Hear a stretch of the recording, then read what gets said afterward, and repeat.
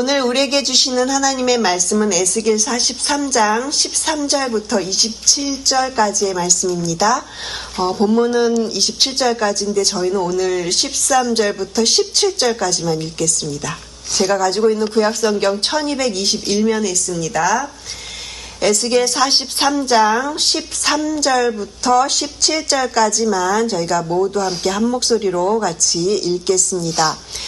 제단의 크기는 이러하니라. 한 자는 팔꿈치에서부터 손가락에 이르고 한 손바닥 넓이가 더한 것이라.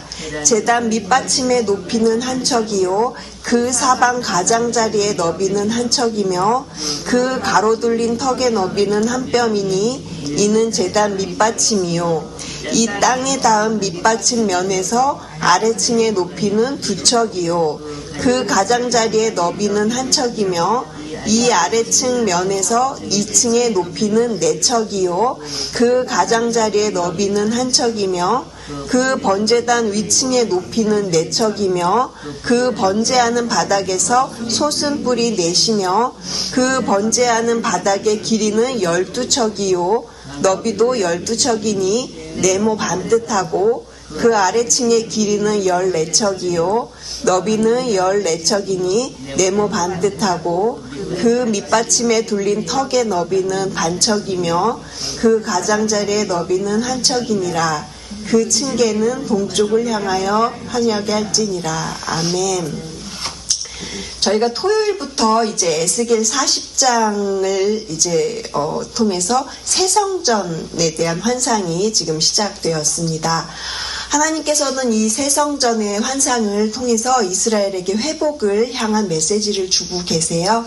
에스겔은 성령에 이끌려서 담에서부터 시작해서 방으로, 바깥들로, 안뜰로 점점 더 좁아지고 깊어지는 거룩한 성소를 향해서 지금 들어가고 있는 중입니다.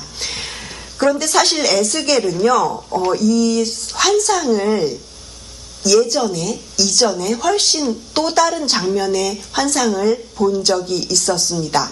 어저께도 저희가 잠깐 들었는데 에스겔 8장에서 성전 안뜰에 있던 사람들이 하나님을 등지고 동쪽을 향해서 우상 숭배하는 모습을 에스겔은 이미 8장에서 환상을 통해 보았고요. 그리고 또 10장에서는 그들의 그런 죄로 인해서 여호와의 영광이 성전 문지방을 떠나서 이제 동쪽 문으로 옮겨가시는 그런 장면도 보았고, 하나님의 임재가 사람들이 등을 돌린 그 죄 때문에 이제 떠나가신 그런 장면들을 우리가 예전에 살펴본 적이 있습니다.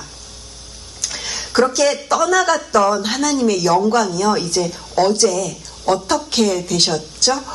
어제 본문 43장 1절부터 5절을 보면 다시 동쪽으로 돌아오시면서 그 떠나갔던 그 방향에서 성전은 다시 하나님의 임재로 가득 채워지는 내용을 저희가 어제 설교를 통해서 살펴보았습니다. 그리고 이제 오늘 본문에 와서는 13절부터 제단의 크기는 이러하니라 하시면서 이제 새 성전에 대해 특별히 제단에 대한 부분을 지금 말씀을 하고 계시는데요. 오늘 본문은 제단의 크기와 모양, 그리고 저희가 뒤에 읽지는 않았지만 그 제단에 봉헌을 하는 제사장들, 그리고 이렇게 드리는 제사의 방법이나 이런 것들에 대한 이야기가 우리가 읽지는 않았지만 27절까지 계속 나오고 있습니다. 그래서 오늘 본문은 회복을 향하게 하는 새 예배라는 제목으로 은혜를 나누고자 합니다. 이 오늘 본문에서 제단을 설명하고 있어서 이 제단의 모양을 제가 좀 보여드리려고 오늘 인쇄물을 가지고 왔습니다. 아침부터 조금 기다리게 해서 너무 죄송하고요. 오늘 이 본문이 이야기를 하고 있는 제단의 모양, 크기까지야 몇 척이다 이것까지는 굳이 저희가 알 필요는 없는 것 같아서 일단 모양만 제가 말씀을 드리는데, 이 제단의 모양은요, 바닥 위에 이제 3층으로 쌓아 올린 네모 반듯한 정사각형의 구조예요. 지금 보이는 건 그냥 평면 구조로 종이에서 보이시지만 이게 이제 정사각형으로 이렇게 되어 있습니다. 입체 구조로. 그리고 맨 아래에는 배수로가 있어서 재물의 피가 흘러나오지 못하도록 이렇게 막아주는 홈이 있고요. 그리고 내 모퉁이, 각 모퉁이마다 뿔이 있어요. 지금 보시는 데는 2개밖에 없지만 그 뿔이 4개가 있는 거예요. 그리고 거기에다 이제 재물의 피를 바르는 거죠. 제가 오늘 이 그림을 가져온 이유가 있는데요. 바로 계단 때문에 그래요.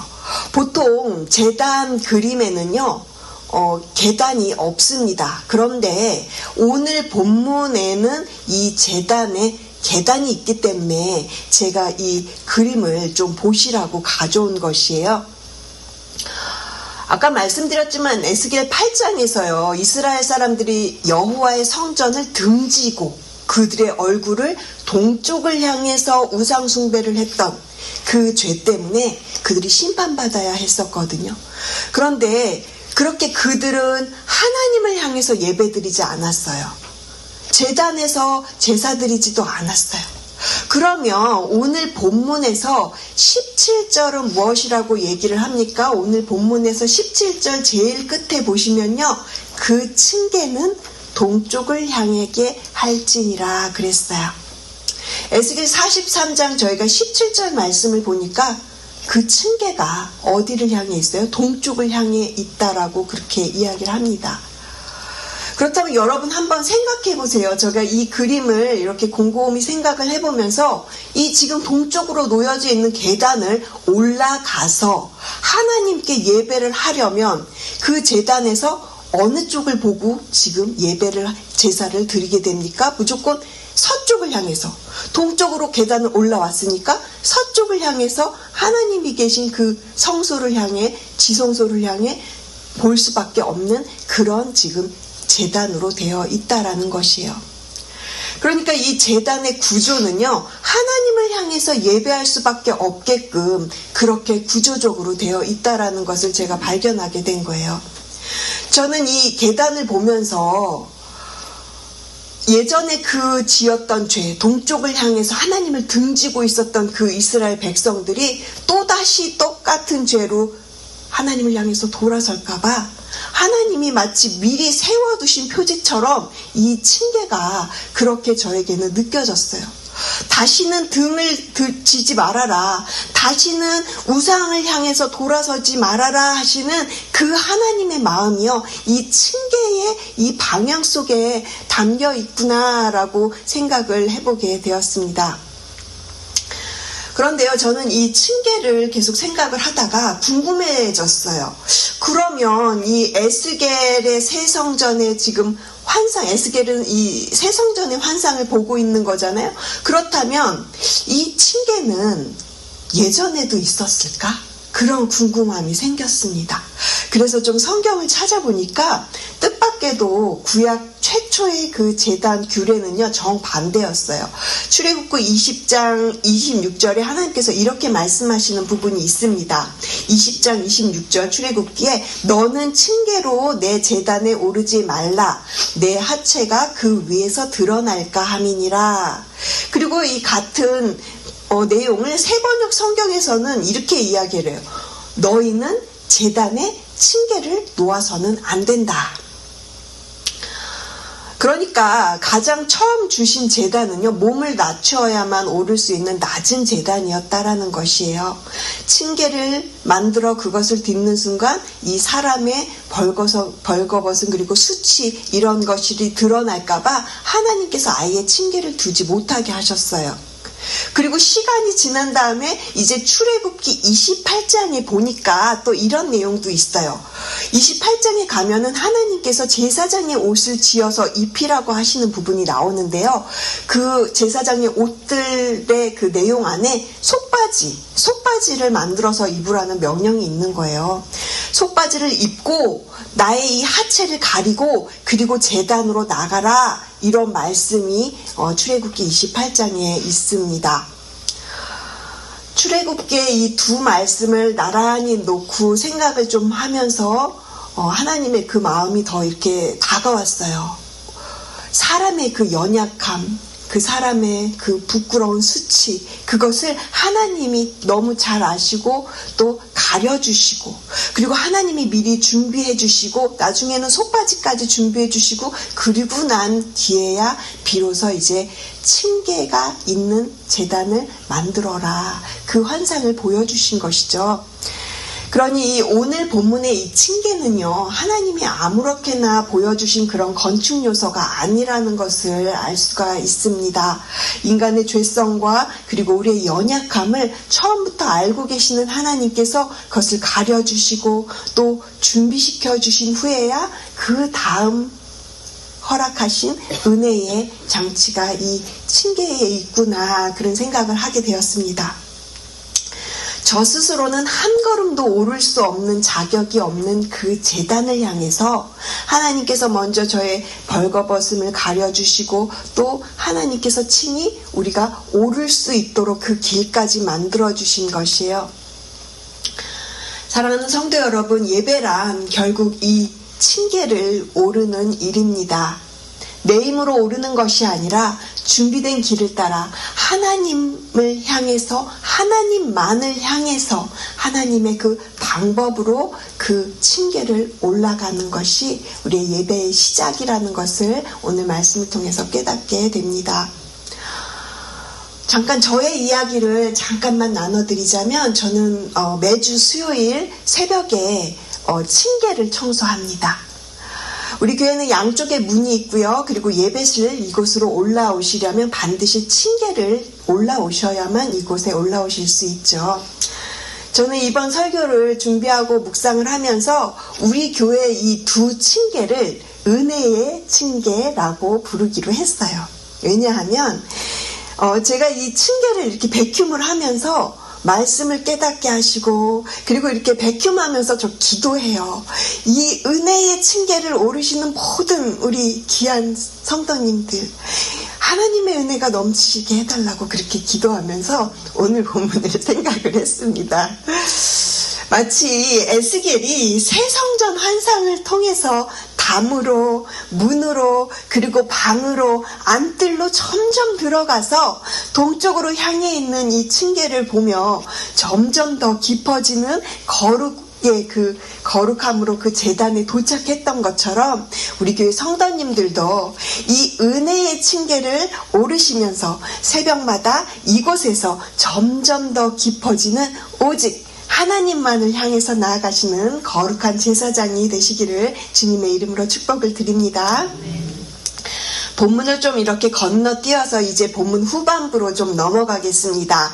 우리가 읽진 않았지만 25절부터 27절에는요 7일 동안 이어지는 정결 의식이 나오고요. 그리고 매일 속죄제를 드리고 제단을 정결하게 하고, 그렇게 7일이 찬 다음에 이제 8번째 날부터 비로소 번제와 감사제가 드려지는 그 내용이 이제 나오고 있어요.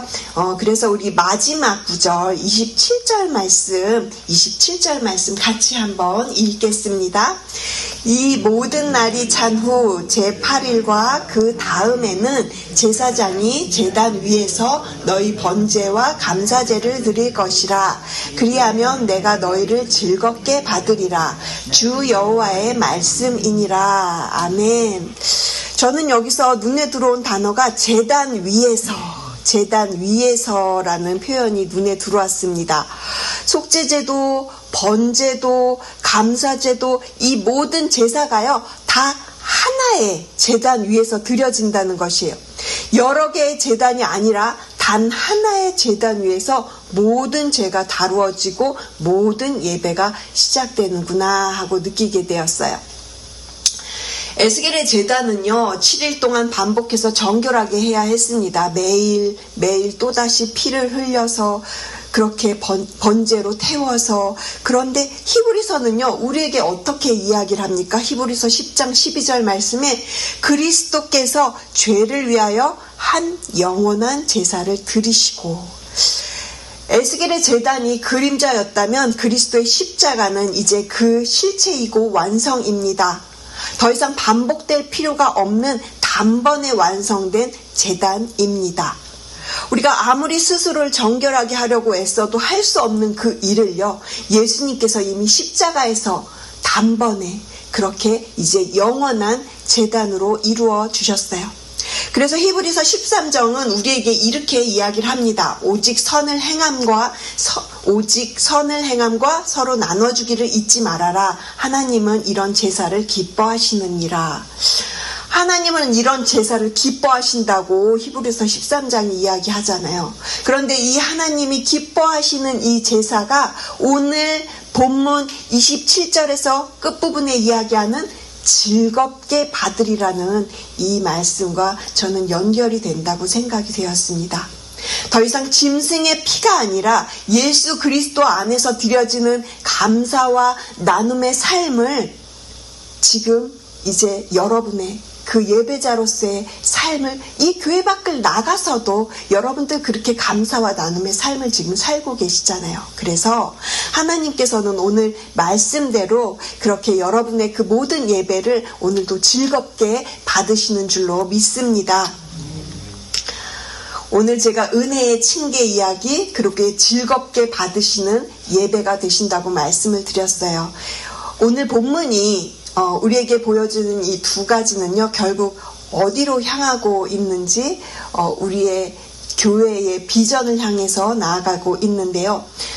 예수님께서 하나님의 나라에 대해서 누가복음에 이렇게 말씀하셨잖아요. 우리 늘 하나님의 나라가 우리 안에 있다, 이 말씀 하시는데, 제가 다시 한번 누가복음 17장 20절 21절 말씀을 좀 읽어드리겠습니다.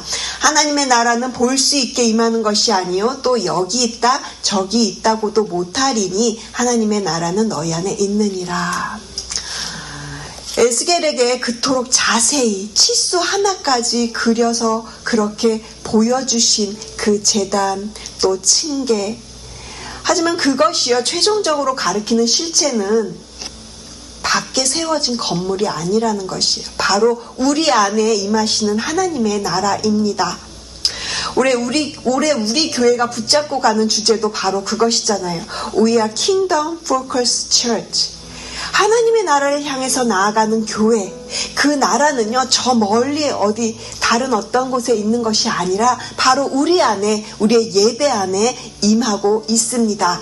그러니 이 칭계를 오른다는 것은요 어느 건물 안으로 들어가는 것이 아니라 내 안에, 나의 삶 속에 하나님께서 다스리시는 그 나라가 세워지는 것, 그것이 바로 진짜 예배인 것이죠.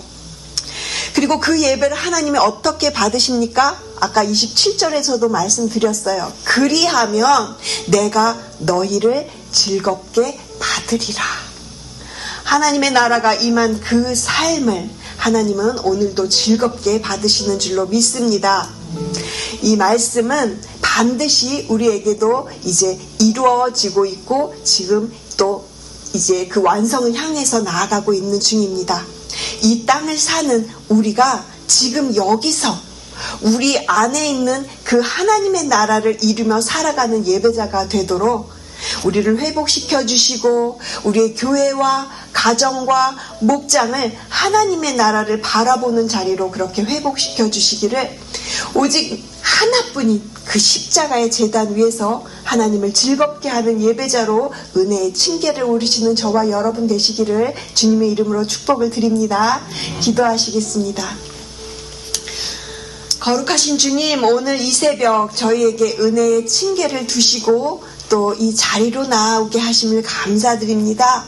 저희의 자격이 아니라 주님의 은혜로 이 예배의 자리에 우리를 예배자로 세워주시니 감사드립니다. 예수 그리스도의 그 십자가, 그 하나의 제단으로 저희를 정결하게 하여 주시고 날마다 주님을 향한 예배자로 살아가게 주님 저희들을 도와주시옵소서. 감사드리며 이 모든 말씀 살아계신 예수 그리스도의 이름으로 기도합니다. 아멘.